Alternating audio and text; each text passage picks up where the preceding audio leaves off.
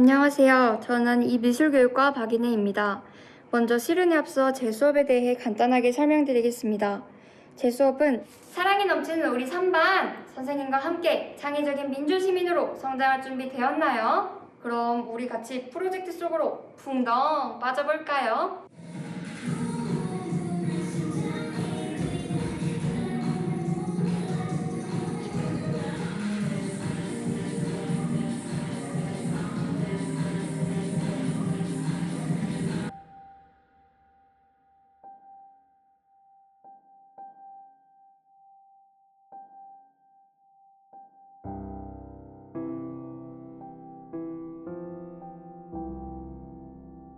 서울의 한 초등학교 교사가 교내에서 숨진 채 발견돼 경찰이 수사에 나섰습니다.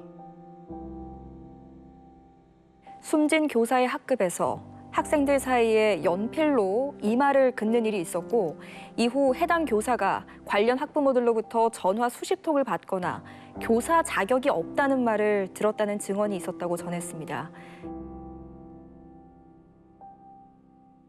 초등학교 담장을 따라 근조 화환이 줄지어 들어섰습니다.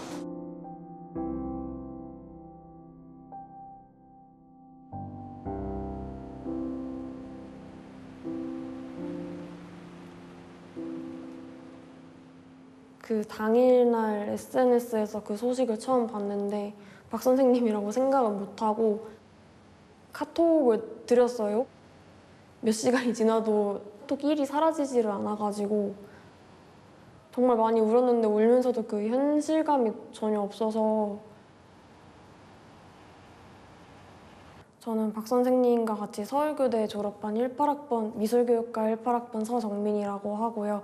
지금은 졸업하고 인천에서 초등학교 기간제 교사로 근무하고 있습니다. 저희가 같은 미술교육과이기도 했고 또 같은 오케스트라 동아리이기도 했는데 저는 플룻을 했었고요. 박 선생님은 바이올린을 하셨어요. 아무래도 연주회를 준비하다 보면 할 게 굉장히 많아서 원래는 제가 해야 되는 역할도 선배님께서 직접 다 오셔가지고 하나하나 체크 다 해주시고 선배님께서 회장이시다 보니까 이제 총대를 메시고 책임감을 갖고 좀 어려운 얘기도 이렇게 잘 전달을 해주시고 그렇게 많이 노력을 해주셨어요. 이게 약간 좀 큰 이슈가 되고 이러다 보니까 제대로 보내드리지를 못해가지고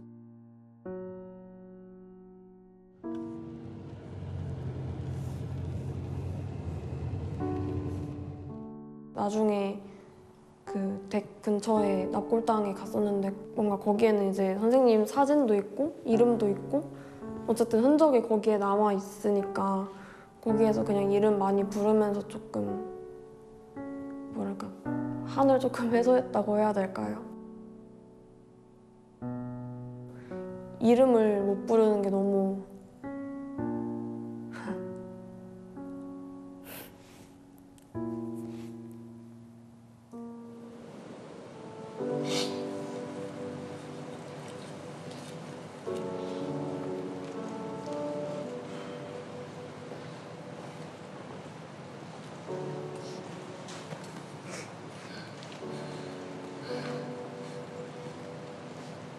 저는 할 말이 많아서 좀 길어요. 그동안 수차례 집회가 있었는데 처음에만 참석하고 그 후로는 전화 가지를 못했어요. 어디서도 언니 이름 석자를 부를 수가 없어서 어느 순간 그냥 극단적 선택을 한 초임교사 이 말밖에 들리지 않더라고요.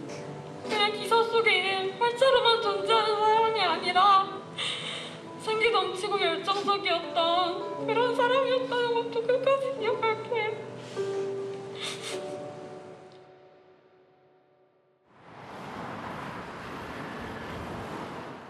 내가 가르쳤던 학생일 수 있겠구나 라는 생각은 했죠. 불과 지난주까지 그런 얘기를 나누던 대학원 지도 학생이었다고는 전혀 생각을 못했었죠. 요거 같은 경우는 이제 달력인데 이거는 2학년일 때 추억을 좀 만들어 볼까 달력 사진을 함께 찍었어요. 소심하고 소극적인 성격도 아니고 활동도 다양하게 했던 것 같아요.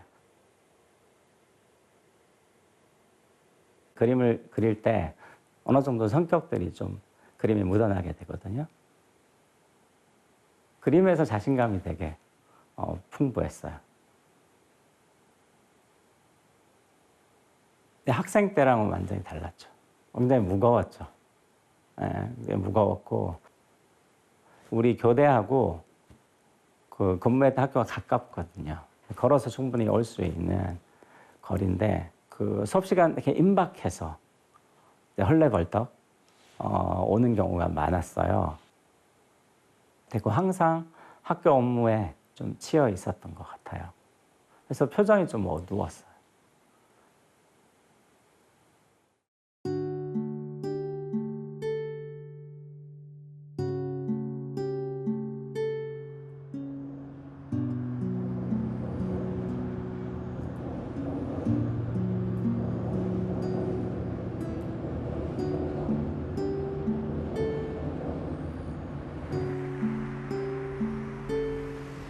내 가족이, 뭐 내 동생이 혹은 내 딸이 왜 그런 선택을 했을까 의문이 남아있을 수밖에 없거든요, 가족들은.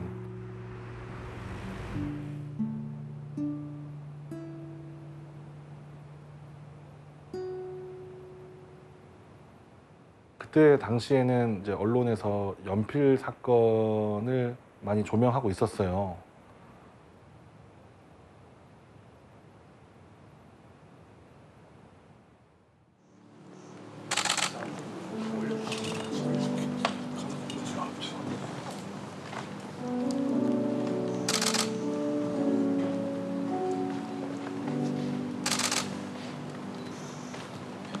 연필 사건 같은 사건이 유독 많았더라고요. 평균적으로 한 달에서 1회에서 2회 정도 지속적으로 있었습니다. 연필 사건 당일날도 아이들 2명 장난치다가 이제 한 아이가 계속 살짝씩 밀리면서 터치를 하니까 상대 학생이 화가 나서 걔를 약간 좀 세게 던져서 책상 모서리에 머리가 찍혀서 피가 나고 그런 것도 같은 날이 있었고, 찾아보니까 그 전에도 친구가 가위로 막 장난을 쳐서 병원 가서 치료받는 내용도 있었고요.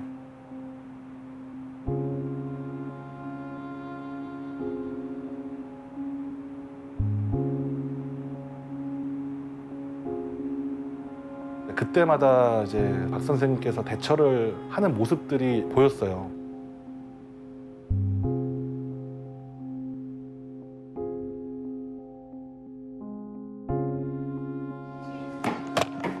자, 우리 수업 계속하겠습니다. 얘들아, 오늘은 지금 내 글씨 쓰는 시간이니까 여기 앉을래? 쟤또 집에 반지잖아. 이러면 못 나와요, 선생님이. 바닥에 있는 거 줍고 우리 급식실 바로 옆이니까 올 수 있지? 마음 좀 풀리면 급식실로 오세요. 기다리고 있을 거니까.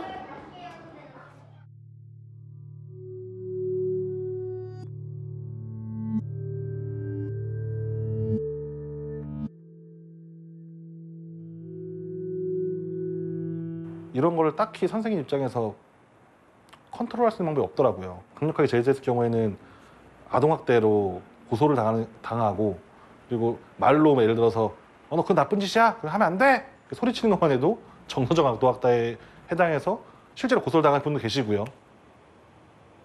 너무 좀 심합니다. 혹시 뭐 검사나 이런 거를 좀 받아보는 게 어떻겠냐라고 또 장문으로 막 연락도 많이 했었어요. 조심스럽게. 근데 답변이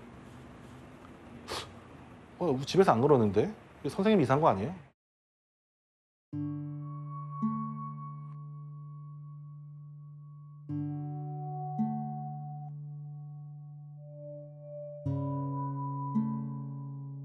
사람이 되게 무기력해지는 거예요. 자존감이 점점 낮아지고, 내가 여기 왜 있는 거지? 내가 할 수 있는 게 없는데? 그런 게 반복되면은 스스로가 무가치하고 무기력해져 버려요. 이제 교감 선생님께 제출할 보고서가 있었고 또 학급일지 쓰는 것도 있었고 학부모들한테 알림장을 쓰는 것도 있었어요.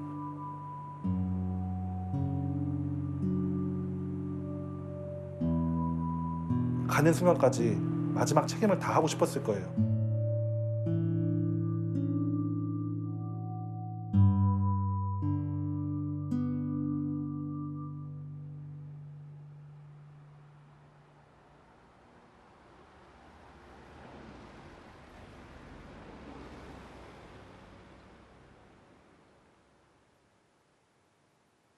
작년에 서희초 사건이 났을 때 다시 이제 폭발하는 거예요. 저도 그 상황에 내몰렸잖아요. 아무것도 안 하면 이제 나쁜 생각만 드니까 바느질을 많이 했어요. 약사님이 걱정하실 정도로 약이 독했어요. 근데도 잠이 안 오니까 그냥 잠도 안 자고 바느질만 했어요.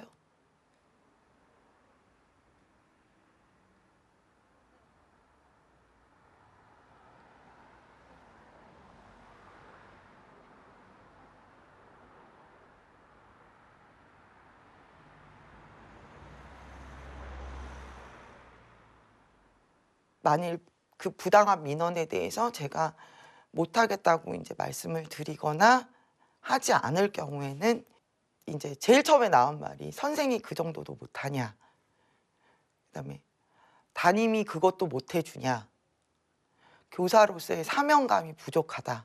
자존심이랑 책임감을 굉장히 건드리죠. 교사가 해야 되는 일 중에는 학생의 실수나 잘못을 수정해 주는 것도 있거든요. 근데 그거 자체 항의를 하시면 참 무기력해지죠. 내가 할 수 있는 게 아무것도 없는 거예요.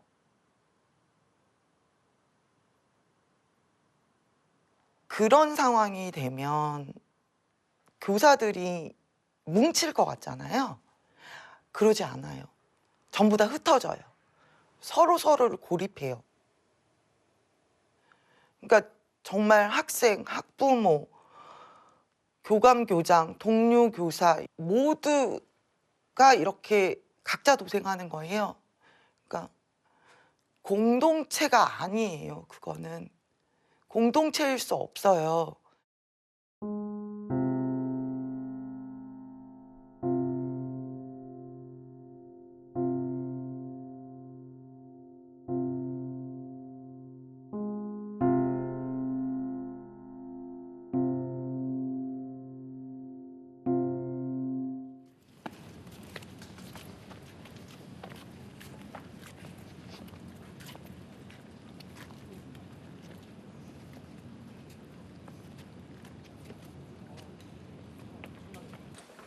(2024년을) 살아가는 우리 모두에게 희망과 용기로 함께하고자 하는 자리입니다. 미안합니다. 선배 교사로서 지켜주지 못해서 하늘나라로 보낸 것에 대해서 죄송한 마음 그만할 길이 없습니다.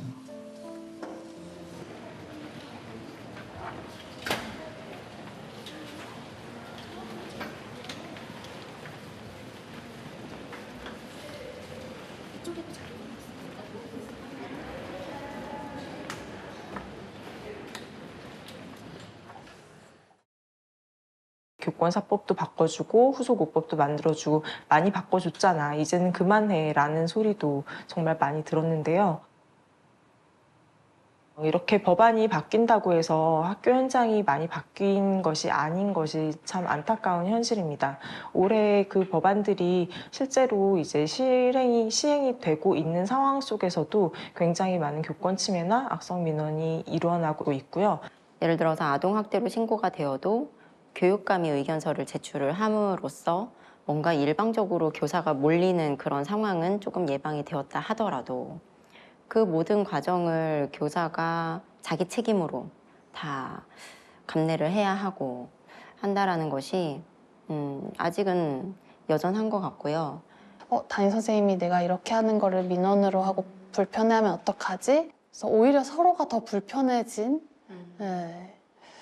그런 상황이지 않나. 초등학교 교실은요, 교수님 그냥 섬 같을 때가 있어요. 이렇게 얘기를 하더라고요. 어떤 책임을 온전히 혼자 감당하는 것, 뒤집어 쓸까 봐 오히려 더 무력하게 그냥 물러나 있고 최소한 것만 하게 됨으로써 점점 교육 자체도 좀 망가지는 것 같은 그런 느낌이 들어요.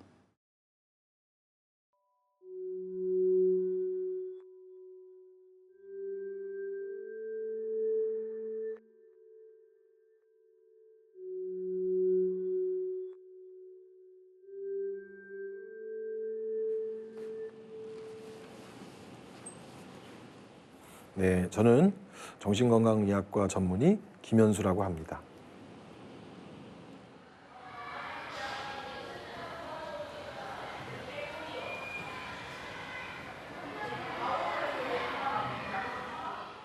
제일 안타까운 것은 혼자 고민하는 문화라고 하는 거예요. 이제 이렇게 힘든데 이거를 왜 혼자 고민하는 문화 속에서 연대가 끊어진 상태로 이렇게 괴로워해야 하는가. 학부모님들의 요구가 높아지면 또 학부모님들에 대응하기 위해서 어떤 학교 내에 대응 시스템이 필요한지, 그리고 정서행동 학생이 늘어난다라고 하는 것은 사실 우리만이 아니라 서양도 이미 겪었고 가까운 일본도 겪었고 예고편을 보냈는데, 사실 저희는 그런 문제에 정말 아무런 대응을 하지 않고 낡은 조직 시스템을 계속 유지하고 있다 하는 게 아주 굉장히 가슴 아픈 일이라고 생각해요. 한국교원대학교 교육정책전문대학원에서 일하는 서현수라고 합니다. 이 모든 학부모들이 극성 민원인 것은 결코 아니거든요. 사실 대부분의 학부모들은 어떤 면에서는 약자의 위치에 있다고도 볼 수가 있습니다. 자기 자녀를 학교에 맡겨놓고 늘 노심초사하는 상황에 있고, 한 걸음 더 나아가 본다면 교사들만이 아니라 교사들과 학부모 간의 대화도 반드시 필요하다. 사실은 교육이라고 하는 것이 우리 지역사회 그리고 시민 공동체 모두의 과제인데, 학교는 바깥의 공간하고 물리적으로 차단이 되어 있고 심리적으로도 차단이 되어 있죠. 지금 많은 나라들이요, 정신과 의사도 학교로 도와주고요, 심리사도 도와주고요, 사회복지사도 도와주고, 다양한 사람들이 다양한 정책과 다각적인 접근을 하는데, 한 명의 담임선생님이 모두 감당하게 하는 시대는 좀 끝나야 되지 않나. 정말 아이가 소중하면 그 소중한 아이가 소중히 대접받을 수 있는 공동체나 학교를 꾸며야 된다는 뭔가 큰 변화가 필요한 시기라고 생각이 됩니다.